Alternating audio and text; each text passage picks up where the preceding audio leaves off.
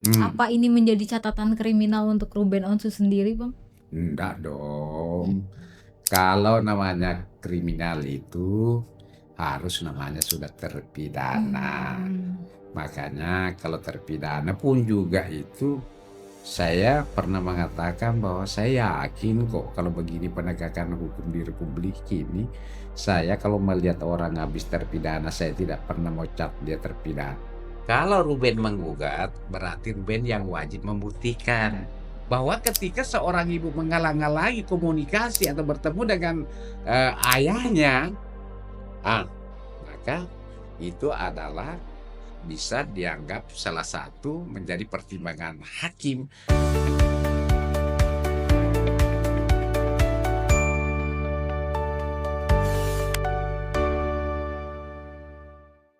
Halo penonton Reben Entertainment, balik lagi sama Anggita di sini. Kita bakal bincang-bincang santai bareng praktisi hukum yaitu Bang Andi. Bang Ya, Andi lagi rame banget nih ya, baru-baru ini ya. Publik dibuat terkejut dengan seorang public figure Ruben Onsu yang ya, tiba-tiba jadi tersangka nih, Bang. mm, Tersangka kasus penggelapan uang investasi. ya, ya, ya, ya. Sebenarnya kalau peraturan dalam investasi itu kalau dari pandangan praktisi hukum sendiri seperti apa sih, Bang? Investasi itu kan diawali sebenarnya dengan kerjasama ya. Mm-mm. Nah, ini sebenarnya beda-beda tipis ini. Ini kayaknya penegak hukum ini harus hati-hati ini untuk membedakan yang mana pidana, yang mana perdata ini. Ya. Nah, itu tadi kembali lagi kalau orang mau main bisa saja ini perdata jadi pidana. Nah, karena ini bergesekan sangat tipis, ya. Kalau penggelapan atau penipuan itu kan beda-beda tipis dengan perdata.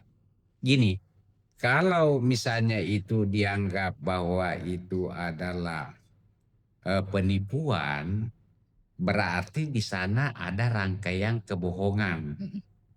Kebohongan yang nyata dan pasti. Apa itu? Misalnya saya ajak seseorang untuk kerjasama. Mau kerjasama sama saya enggak? Saya ini punya proyek, punya PT, dan lain-lain sebagainya. Nah, kemudian orang yang saya ajak ini terbujuk rayu. Hmm. Sehingga menyerahkan barang miliknya kepada saya. Artinya berpindahnya itu barang ke saya karena saya melakukan rangkaian kebohongan yang membuat orang itu terperdaya atau terbujuk rayu sehingga menyerahkan barangnya kepada saya. Ya, apa itu rangkaian kebohongan nyata dan pasti? Ternyata dicek, tidak ada PT-nya, tidak ada usahanya, ya kan? Tapi dia, oh saya punya usaha, saya pemegang saham sekian persen dan lain-lain sebagainya. Wah, sudahlah, manis di awal, terbujuk rayulah orang itu, ya kan? Sehingga terperdaya menyerahkan barangnya kepada itu namanya penipuan. Apa itu penggelapan? Penggelapan itu berpindahnya suatu barang itu bukan karena kejahatan, ya. Nah, tapi setelah barang itu ada padanya baru terjadi satu kejahatan. Contoh, saya titip HP saya, si A. Si A titip HP saya, Ya. besok aku ambil. Titip. Sepakat kan? Mm. Bukan karena kejahatan berpindah itu barang. Taunya besok saya minta HP saya mana? Ternyata sudah tidak ada dijual. Nah, baru itu ada tindak pidana. Penggelapan. Penggelapan tuh namanya. Nah, apa itu kalau mencuri? Dia mengambil diam-diam. Mm-mm. Barang siapa mengambil barang milik orang lain tanpa seizin dengan yang punya. Itu mengambil. Berpindah itu barang karena diambil secara diam-diam tanpa seizin yang punya. Nah, itu perbedaannya.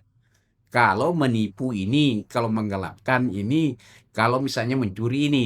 Nah, kembali ke kasusnya Ruben. Mm. Nah, ini kan dituduh melakukan penipuan. Mm. Penggelapan dan penipuan itu kan beda-beda tipis, Iya, makanya selalu dijuntokan.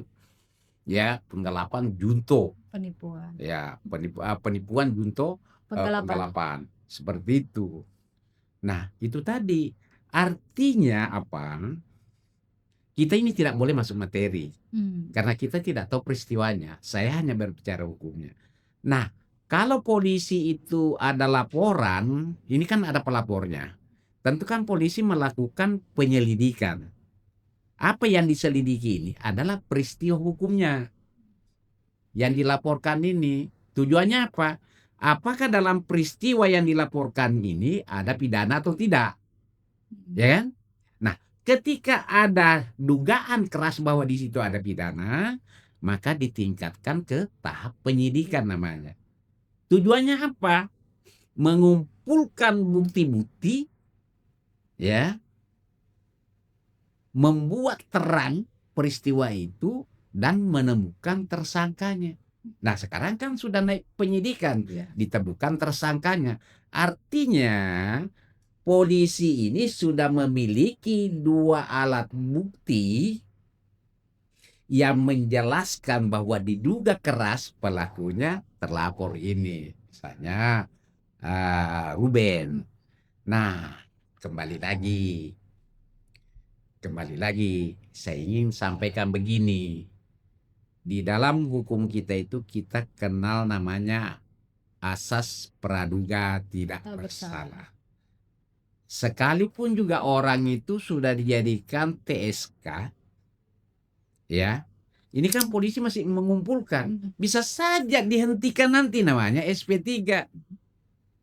Ternyata pada saat dilakukan tahap penyidikan ini, bukti-bukti yang dikumpulkan ini tidak ada membuat terang perkara ini. Karena alat bukti itu asasnya bahwa alat bukti itu harus lebih terang daripada cahaya. Ya kan? Nah, selain daripada itu, ada namanya restoratif justice. Ya kan? Sekalipun kalau pidana itu tidak ada alasan pemaaf. Tapi makanya tadi saya bilang, hukum sekarang di negara kita ini sudah baik. Iya. Ada namanya restoratif justice, ada namanya perdamaian. Dulunya kan tidak ada. Mau berdamai sama siapa dong? Berdamai sama polisi tidak mungkin. Ini kan negara yang memberikan sanksi, ya kan? Kalau pidana itu negara lah yang memberi sanksi melalui alat-alat negara itu polisi, jaksa dan hakim. Nah, bisa saja kasusnya misalnya kasus ini Deksidik. Tiba-tiba Ruben punya duit, ya kan? Dikembalikanlah itu duit. Ya sudah, ini uang saya sudah ketemu, saya sudah dapat uang, atau kalau dia dapat pinjam bisa saja. Artinya juga penegak hukum polisi sekarang itu luar biasa ya. Karena namanya laporan itu ada 2, delit umum, Iya. delit aduan. Nah, kalau delit aduan itu setelah kita cabut, ya polisi tidak lagi punya kewenangan untuk melanjutkan perkara itu, ya kan? Kemudian restoratif justice ini ada mekanisme yang mengatur itu, misalnya perkaranya di bawah 5 tahun, ya kan, bukan korupsi, bukan pembunuhan yang bukan perkara misalnya yang pembunuhan lah, merampok dan lain-lain sebagainya, ataukah perkara itu tidak viral, ya kan, itu bisa restoratif justice. Tapi kalau seperti ini biasanya polisi ya sudahlah, dia kan sudah dikembalikan kok. Masa mau dipenjarakan orang kan sudah dikembalikan. Apa yang dipakai mereka? Ini kembali lagi tadi ini, ketiga asas ini, Iya. ya kan? Asas kepastian, asas manfaat, Keadilan. asas keadilan. Itulah yang dipakai mereka saat ini. Contoh kayak perkara kita kemarin, setelah dikembalikan uang itu kasusnya dihentikan sama polisi. Seharusnya polisi kalau mau, ya lanjutkan, karena ini bukan delik aduan, ya dilanjutkan. Tapi polisi tidak seperti itu, karena mereka paham ini tadi tiket. Sudahlah, yang juga yang merasa dirugikan sudah kembali uangnya, ngapain kita penjarain orang? Kira-kira gitu ya. Dipenjarain juga kan bukan menguntungkan negara, merugikan. Tentu kan orang di penjara juga kan harus dibiayai hidupnya, Iya, kira-kira gitu betul. ya. Nah itulah kembali tadi, kalau misalnya Ruben nanti ini, karena ini adalah dianggap melakukan penggelapan atau penipuan sekian miliar, tiba-tiba nanti dia mendapatkan uang, bisa saja dihentikan kasusnya. Bisa saja seperti itu. Itu tadi sekali lagi saya bilang bahwa hukum di negara kita ini sudah mulai baik karena adanya restoratif justice ini. Begitupun juga dari pihak teman-teman rekan-rekan kita di kepolisian, begitu juga baik. Setelah uang dikembalikan, dianggap bahwa itu sudah tidak ada lagi pidana, sekalipun secara hukum masih bisa dilanjutkan karena itu bukan delik aduan. Ya, seperti itu. Bang, berarti tadi menyampaikan bahwa status tersangka bisa saja gugur ya dengan yang tadi 2 tadi itu jika RJ sama, jika alat bukti tidak seterang cahaya ya, Bang? Nah, gitu. Itu ada 2. Jadi tidak serta-merta bahwa setelah orang itu sudah jadi TSK bahwa itu bisa berlanjut. Ini masih ada proses. Iya. Bisa saja nanti kalau pada saat P18 pengiriman berkas atau pengembalian berkas, jasa bilang ini tidak memenuhi ini kurang. Mhm. Unsurnya tidak pas atau apanya tidak, ini berkasnya kurang, alat buktinya kurang. Ya kan, sehingga kasus itu tidak bisa P21. Kalau sudah tidak bisa P21, apalagi sekarang kalau hanya sekali saja pengembalian itu P19. Mhm. Ya kan, tidak boleh kayak dulu bolak-balik bolak-balik. Nah, sekarang tidak bisa. Seperti itu sekali aja, nanti kan mereka tuh gelar. Oh, ternyata memang alat buktinya tidak cukup, ya tidak bisa dipasangkan. Ya, keluarkan SP3. Jadi makanya saya bilang tadi kan ada namanya praduga. Jangan juga kita terlalu menghakimi seseorang karena ketika dia di TSK kan bahwa dia akan nanti akan disidangkan, itu belum tentu. Belum tentu bersalah, Bang? Belum tentu bersalah, makanya praduga tidak bersalah. Orang itu dikatakan bersalah setelah perkaranya ingkrah, Nah. ya kan? Nah, karena ini kasus seperti ini kan banyak sekali ya. Saya ini ada beberapa kasus saya tangani di Mabes Polri ya, ada beberapa karena kasus perusahaan ya. Nah, setelah mereka kembalikan itu uang sudah berhenti. Ada yang berapa M gitu. Yang satunya lanjut karena dia tidak memberdamai, itu ada 17 miliar. Sekarang disidangkan di Riau. Nah, yang lainnya teman-temannya dikembaliin enggak? Berhenti semua. Ada yang di Jakarta, ada dari daerah, ada. Kita juga tidak mungkin menyuruh polisi ngapain. Pak polisi lanjutkan aja, ngapain? Mhm. Ya kan, tuh ngapain kita melanjutkan? Itu kan kewenangan negara. Kalau seperti ini kan tadi beda tipis ya, Bang, berarti antara pidana dengan perdata sendiri ya? Iya, kalau dari segi penipuannya, Iya. apalagi penggelapan. Penggelapan itu berpindahnya suatu barang bukan karena kejahatan, Mhm. disepakati dulu. Mhm. Setelah barang itu ada pada salah satunya, ya kan, yang menerima, baru kemungkinan di situ bisa terjadi tindak pidana. Satu ya. Nah, itu tadi juga kalau penggelapan ini harus benar-benar diuji dulu lah. Apakah benar-benar apa namanya penipuannya ini nyata dan pasti gitu loh. Karena kebohongan itu harus nyata dan pasti. Selalu saya gambarkan begini, kalau ada orang konsultasi ke saya ya. Ada orang datang konsultasi ke saya. Dia bilang, Pak, saya ada perkara begini, sekarang dia gini. Biar nggak aku pusing. Saya berikan ilustrasi seperti ini. Ini ada 3 orang, saya bilang. A dengan si B. Pinjam uang sama si B. A pinjam sama si C. B juga pinjam sama si C. Ya kan? Alasannya sama. Ya, dan pengembaliannya juga sama. Si A bilang ke si C pinjam uangnya 15 juta. Untuk apa? Untuk anak saya berobat. Anak saya sakit. Kapan kau kembalikan? Bulan depan tanggal 30. Oke, pinjamin. Datang lagi si B ke si C. Si C, pinjam aku uangnya dong. Untuk apa? Anak saya sakit. Ya? Anak saya sakit, mau berobat. Kapan kau kembalikan? Tanggal 30 bulan depan. Tanggal 30 bulan depan kedua-duanya tidak ada kembalikan. Si C lapor polisi. Polisi melakukan penyelidikan. Dipanggil si A. Benar kau pinjam uang sama si C? Benar, Pak. Ya, gitu. Berapa kau pinjam? 15 juta, Pak. Untuk apa? Anak saya berobat, Pak. Berobat di mana? Rumah sakit ini, Pak. Mana buktinya? Bingung dia. Tidak ada buktinya. Siapa nama anakmu? Tambah bingung dia. Dia tidak punya anak rupanya si A ini. Kan gitu ya. Tidak punya anak dia. Diperiksalah si B. Kau benar pinjam uang sama si C? Benar, Pak. Pinjam berapa? Kau pinjam 15 juta, Pak. Kapan mau kembalikan? Tanggal 30, Pak.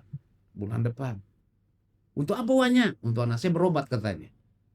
berobat di rumah sakit mana? Oh, di rumah sakit Tebet, katanya kan, ya. Oh ya, siapa nama anaknya? Ini Pak, ada butuh berobat? Ada Pak. Kenapa kau enggak kembalikan Pak? Saya belum ada uang Pak. Hmm. Yang mana pertanyaannya, yang mana melakukan tindak pidana di sini, yang mana perdata? Oh. Ya, Iya, iya, iya. jelas dong si A pidana, Pidana, yang B perdata. ya kan? Mm-mm. Dia merangkai kebohongan, anaknya sedih, Hmm. muka sedih, anaknya sakit, ya terperdaya dong si pinjam uang. Ternyata dia enggak punya anak. Ah, kira-kira begitu. Nah, itulah gambaran tadi untuk membedakan yang mana perdata, yang Mana mana pidana. pidana. Ah, pada saat tanggal 30 benar si siapa namanya ini, si B ini dia enggak ada uang, belum ada uang. Kalau yang ini ada uangnya, dia enggak mau kembalikan. Dia uangnya aja bohong. Nah, itu gambaran. Biasanya kalau ada orang konsultasi di kantor saya, dia tanya berbelit-belit. Nah, Anda kan merasakan. Sekarang saya kasih ilustrasi seperti ini. Yang mana? Peristiwamu di mana? Oh, Pak, di ini Pak, si apa, si apa. Saya ditipu, Pak. Nah, itu. Jadi saya tidak perlu panjang lebar. Nah, pertanyaannya apakah Anda mau ditangani? Kalau Anda mau ditangani, kita bikin ceritanya, peristiwanya, kita baca semua berkasnya dan lain-lain sebagainya. Kalau apa yang kita harus lakukan di sini benar nggak pidana, benar nggak perdata, nanti kita kaji sama-sama. Seperti itu sebenarnya kalau kita menangani suatu perkara yang baik. Karena prinsipnya kalau di kantor kami, jangan sampai orang itu datang ke kita lagi susah, tambah susah. Ya, itu prinsip yang memang saya tanamkan sama adik-adik di kantor. Bahwa jangan sampai orang datang ke sini lagi susah, tambah dibikin susah. Gitu. Itu tadi gambarannya kalau Ruben ya, seperti itu. Bang, tapi ini kan masih status tersangka dan masih bisa gugur. Hmm. Apa ini menjadi catatan kriminal untuk Ruben Onsu sendiri, Bang? Enggak dong. Kalau namanya kriminal itu harus namanya sudah terpidana. Makanya kalau terpidana pun juga itu saya pernah mengatakan bahwa saya yakin kok kalau begini penegakan hukum di Republik ini, saya kalau melihat orang habis terpidana, saya tidak pernah mau cap dia terpidana. Jujur itu. Kalau saya melihat ya, karena saya cukup lama artinya beracara, saya gini dalam benak saya bahwa saya melihat bahwa mungkin ya, kalau pilih saya, kalau saya selama ini menangani perkara, mengkaji beberapa perkara saya tangani, saya kadang mengatakan bahwa tidak semua orang di balik jeruji besi itu adalah bersalah. Ada mungkin itu pesanan, ada mungkin di situ salah tangkap, ya kan? Ada mungkin di situ salah menerapkan Pasal. aturan dan lain sebagainya seperti itu.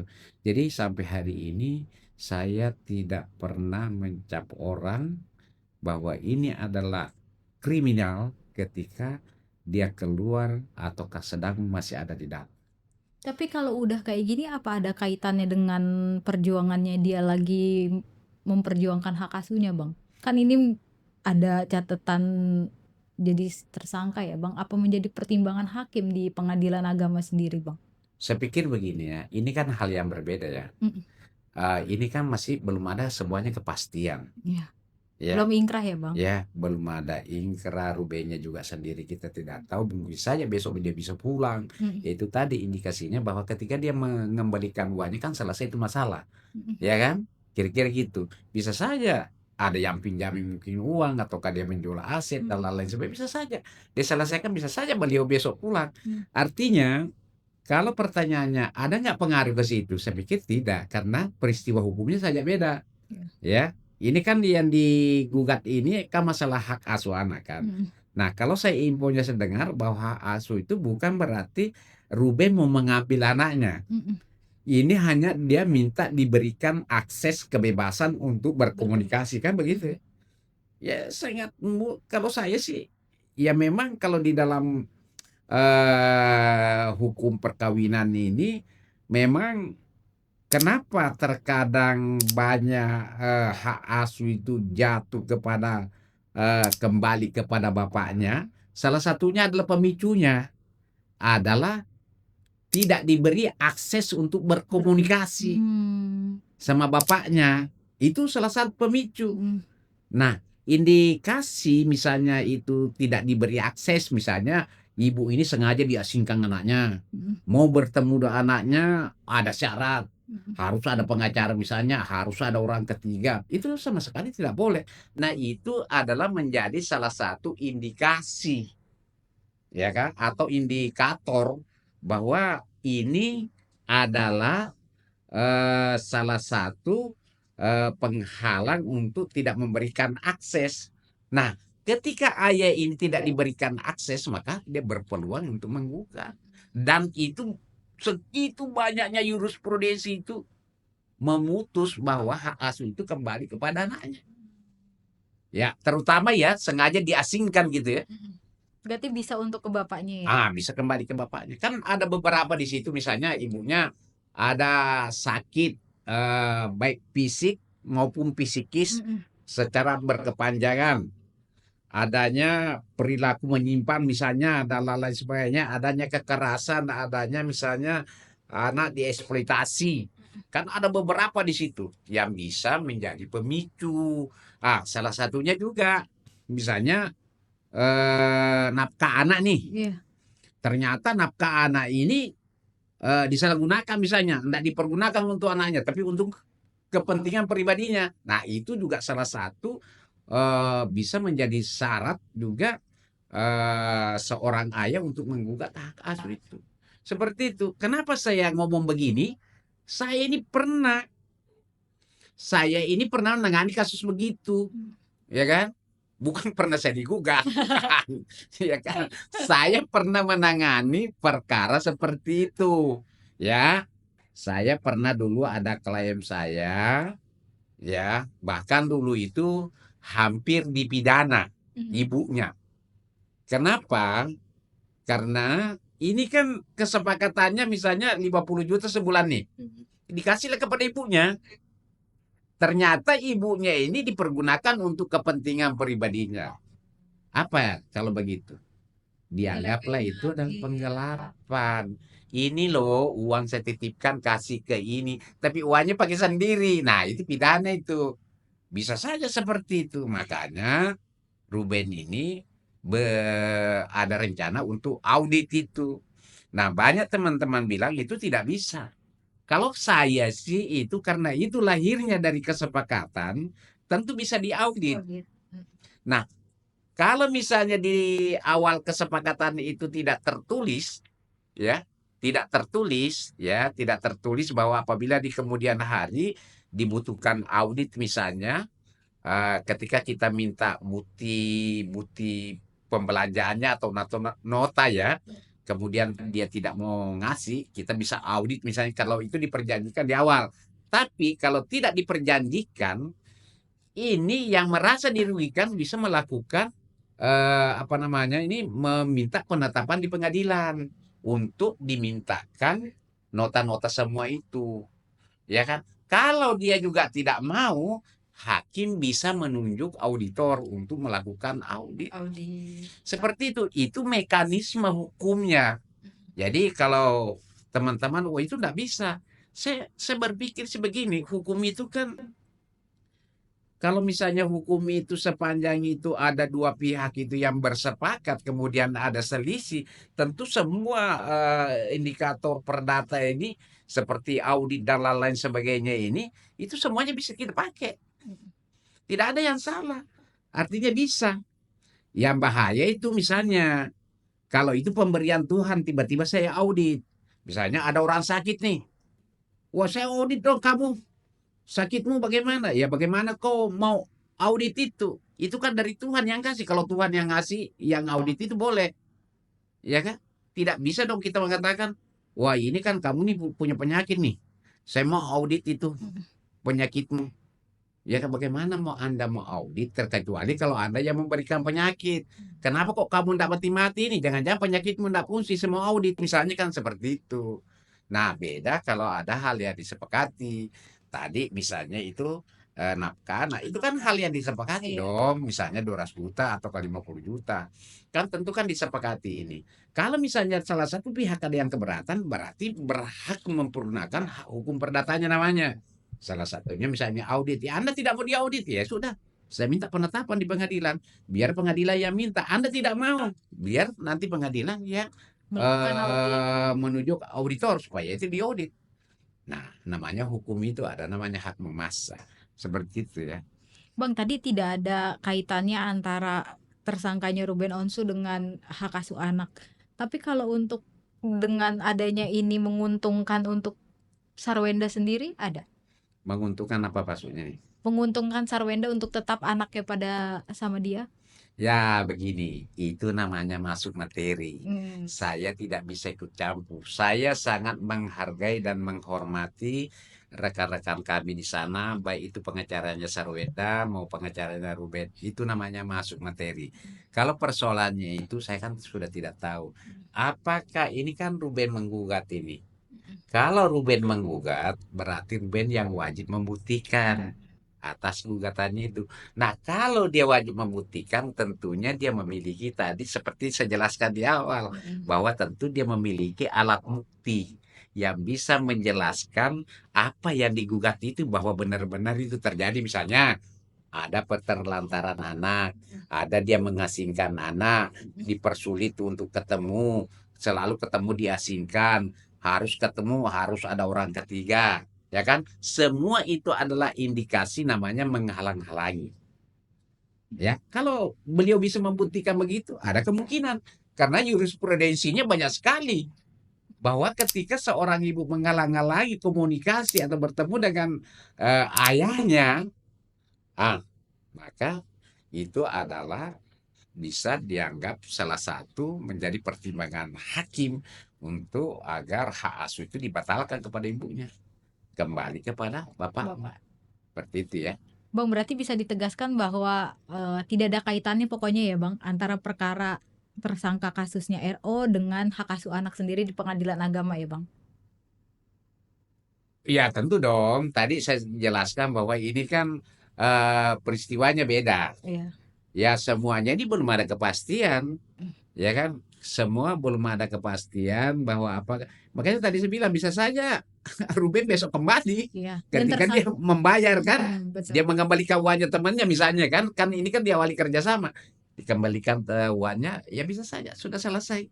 Ya bisa saja nanti kalau dia misalnya nih ternyata pada saat berjalannya waktu ternyata alat buktinya tidak cukup karena polisi itu hanya melakukan penyelidikan dan penyidikan. Tujuannya apa? Untuk mengumpulkan semua bukti-bukti nanti setelah itu apa namanya oleh jaksa diteliti oleh jaksa bahwa apakah ini berkas ini sudah cukup, alat buktinya sudah cukup, kalau enggak ya dikembaliin. Nah, pada saat dikembaliin misalnya P18 disuruh lengkapi, ternyata polisi nggak bisa lengkapi lagi, ya diberhentikan dong kasusnya, ya kan? Jadi tidak semua TSK itu bisa maju ke pengadilan, gitu ya. Terakhir Bang, bisa ditegaskan bahwa tersangkanya status tersangka juga bisa gugur ya Bang? Jelas, jelas. Itu bukan lagi ini tersangka itu banyak, ya banyak sekali tersangka itu tidak dilimpahkan ke pengadilan. Yaitu tadi setelah diterima oleh jaksa, ternyata ada petunjuk jaksa yang tidak bisa dipenuhi oleh rekan kita di kepolisian, ya dengan terpaksa ya harus dibuatkan namanya surat pemberhentian penyidikan atau SP3 tadi. Nah, kedua, hukum ini sebelum dia berlanjut, ya bisa saja misalnya Ruben malam ini ada uang nih, besok sudah selesai. Nah, ini kan seperti kita alami kemarin kan, setelah dikembalikan kan selesai kan, sudah selesai, tidak ada lagi masalah. Itu ya. Oke, terima kasih Bang Andi untuk Terima waktunya kasih. berbincang. Terima kasih penonton Reben sudah nonton kita berdua. Terima kasih.